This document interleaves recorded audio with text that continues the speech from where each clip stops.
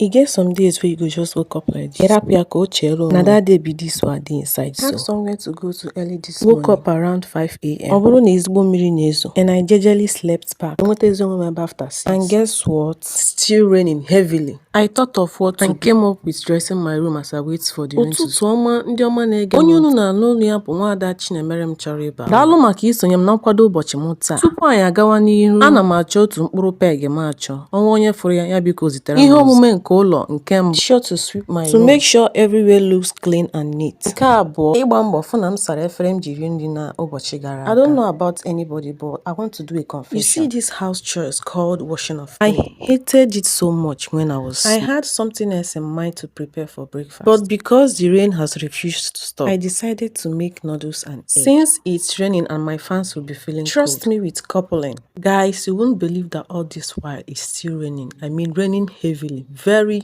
heavily. I already decided that if after this my cooking and the rain didn't stop, guys, I'm almost done cooking.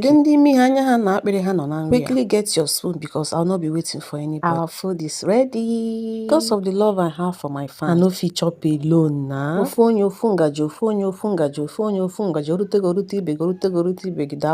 Bye. I love you all.